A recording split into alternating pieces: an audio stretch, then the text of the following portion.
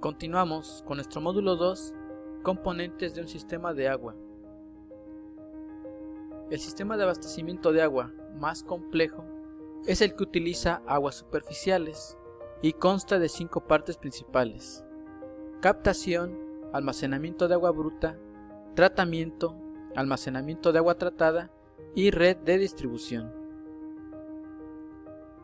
La captación puede ser de tipo superficial. Para el diseño de estas debe basarse en registros de calidad de agua de por lo menos un ciclo hidrológico. Se hace por medio de bocatones, los cuales se encargan de recibir el agua. En caso de que los registros no existan, el diseño se basará en el estudio de los meses más críticos para poder saber cuánta cantidad de agua como mínima se puede tener. La captación también puede ser de tipo subterránea. Un manantial es una fuente natural de agua que brota de la tierra o entre las rocas. Se origina por la filtración de aguas a través del terreno y emerge en otro punto de menor altitud. En la imagen podemos ver un ejemplo de manantial, en el cual se capta esa agua de manantial y se utiliza para servicio público. Captación de agua subterránea por medio de pozos. Se perforan con el fin de utilizar el agua del subsuelo. Para abastecimiento urbano se utilizan equipos de bombeo especiales para poder extraer el agua. Almacenamiento de agua bruta. Este tipo de almacenamiento surge debido a las captaciones de tipo subterráneas y son necesarias cuando la fuente de agua no tiene un caudal suficiente durante todo el año. Se realiza para almacenar el agua de los ríos y arroyos. Tratamiento. Hoy en día ninguna clase de agua en su estado natural es apta para consumo humano. Casi siempre se requiere de un tratamiento como mínimo de cloración para prevenir la contaminación de esta. En la imagen podemos ver un sistema convencional de sistema de agua, en el cual es complejo porque considera todos los tipos de tratamientos de agua. Número 1. Corriente de agua. Es el punto donde se capta el agua de tipo contaminada. Número 2. Depósito. Aquí se tiene el almacenamiento de agua bruta. Floculación. Es un tipo de tratamiento. 4. Sedimentación. 5. Ablandamiento. 6. Sedimentación adicional. 7. Estabilizador. 8. Filtración. 9. Cloración. 10. Almacenamiento de agua. Y 11. El consumo humano. Todo este camino que tiene o recorre el agua es para eliminar todas las impurezas y pasa por los diferentes tratamientos hasta llegar al tanque o reservorio y de ahí ser distribuida. Almacenamiento de agua tratada. Una vez que el agua ya fue tratada, ya se desinfectó, se le quitaron todos los contaminantes, es almacenada mediante un tanque. Este tanque recibe el nombre de reservorio y son diseñados en función de compensar las variaciones horarias en cuanto al consumo. 2 tipos de tanques son los que existen de reservorio. Uno es apoyado en el suelo y otros son los tanques elevados. Red de distribución. Es la última parte de un sistema convencional de agua. Se inicia en el tanque de agua tratada y termina en la primera vivienda del usuario del sistema. Los componentes de esta red son estaciones de bombeo, tuberías principales, secundarias y terciarias, válvulas, dispositivos para macro y micromedición y derivaciones domiciliarias. Dentro de los elementos que conforman un sistema de agua vamos a encontrar a las bombas. La más utilizada es la bomba centrífuga. Es una turbomáquina generada o generadora y se usa para transformar energía mecánica en energía hidráulica. Este eleva el líquido por la fuerza centrífuga que genera. Las partes se pueden ver en esta imagen. Tenemos lo que es la entrada de agua o succión, el rodete, que es la carcasa de la bomba, donde se encuentra la voluta, y de ahí se tiene el punto de descarga o desfogue del agua. Las válvulas son elementos mecánicos con el cual se puede iniciar, cerrar o regular la salida de un líquido o un gas. Es un elemento importante dentro de la industria, ya que abren o cierran permitiendo el paso o no del flujo. Los tamaños pueden variar, siendo desde 1 pulgada hasta 30 pies, que son 9 metros o más. Aquí podemos observar dos tipos de válvulas. Una es válvula de bola y la otra es válvula de tipo globo. La válvula de bola cuenta con una esfera la cual gira permitiendo el paso o no del flujo.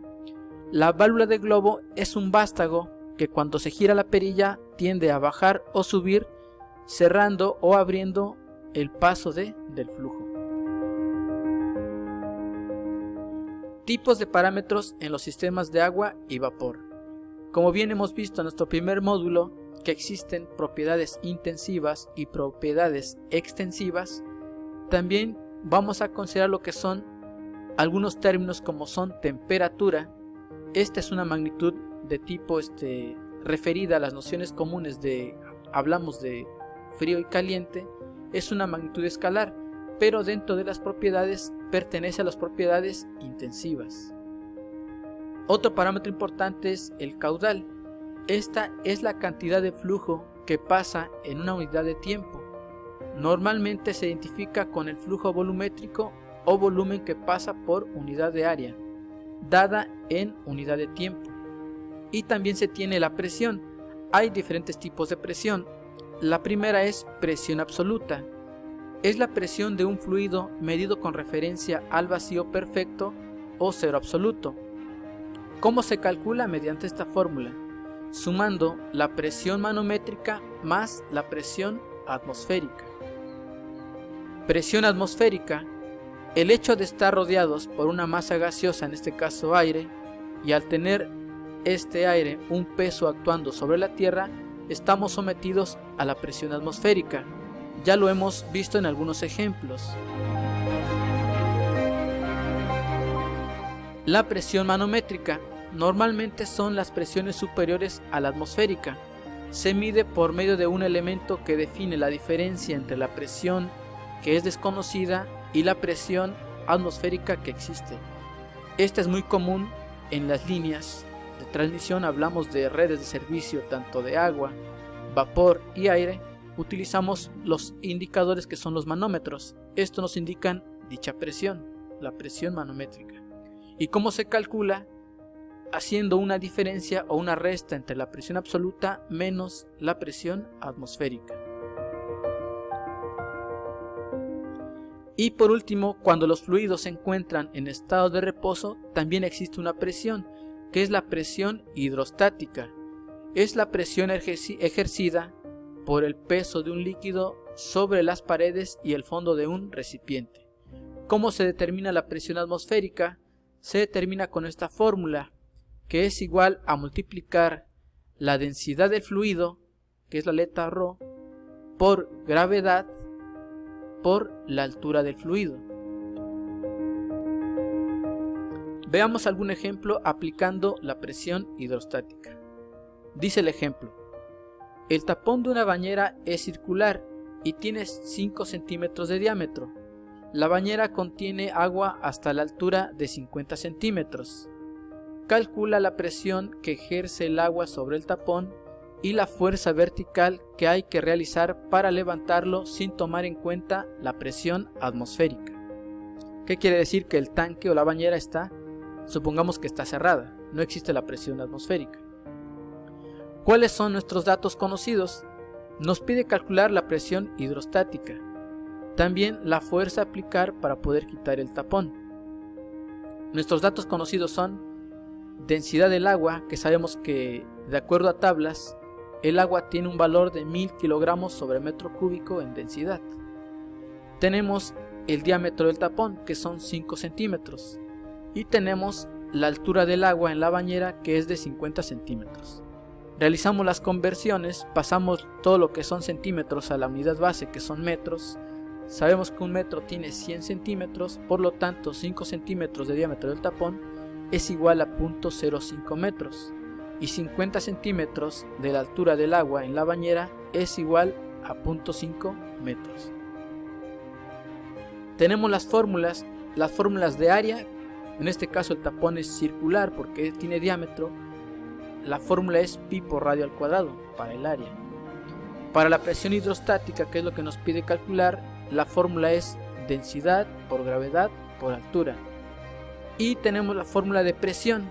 Para calcular la presión en un objeto o en una superficie es igual a fuerza sobre área. Ya tenemos las fórmulas, procedemos a sustituir los valores. Primero calculamos la presión hidrostática. Para ello necesitamos conocer densidad. Como se trata del agua, el agua tiene una densidad de 1000 kilogramos sobre metro cúbico. Por gravedad, sabemos que la constante de gravedad es 9.81 metros sobre segundo al cuadrado. Por la altura, que en este caso el agua tiene una altura en la bañera de medio metro, en este caso sería 0.5 metros. Efectuamos la operación multiplicando la densidad por la gravedad por la altura y nos da una presión hidrostática de 4.905 kilogramos sobre metro por segundo al cuadrado. Esto es igual a decir presión hidrostática igual a 4.905 newtons sobre metro cuadrado, que también es igual a decir pascales. Bien, ya tenemos la presión hidrostática. Ahora calculamos la fuerza que hay que ejercer para quitar el tapón. Despejamos de la fórmula de presión el parámetro de fuerza. Fuerza será igual a la presión por el área. Entonces procedemos a calcular el área. En este caso sería el área del tapón, que tiene un diámetro de 0.05 metros. Jalamos la fórmula de área igual a pi por radio al cuadrado y sustituimos los valores. Sería área igual a 3.1416, que es el valor de pi, por el diámetro del tapón, que en este caso nos pide aquí radio. Como el diámetro es 0.05 metros entre 2, porque el diámetro tiene 2 radios, nos da un radio de 0.025, esto al cuadrado. Efectuando la operación, que en este caso es una multiplicación, nos da un área del tapón de 1.9613 por 10 a la menos 3 metros cuadrados. Ya tenemos el área del tapón. Procedemos a sustituirlo en la fórmula para calcular la fuerza. Dice que fuerza es igual a presión por área. Entonces fuerza es igual a la presión, que en este caso sería el dato de presión hidrostática, que es 4.905 newtons sobre metro cuadrado, por el área del tapón, que es 1.9613 por 10 a la menos 3 metros cuadrados. Efectuando la operación nos da una fuerza de 9.62 newtons. Por lo tanto, ya tenemos solucionado el problema. Los resultados serían: presión que ejerce el agua sobre el tapón es una presión de 4.905 newton metro cuadrado, que es igual a decir pascales. Y la fuerza que necesitamos para levantar el tapón es de 9.62 newtons. Bien, con eso concluimos la presentación referida a los sistemas de agua junto con sus componentes y algunos términos aplicados en algunos ejercicios. Gracias por su atención.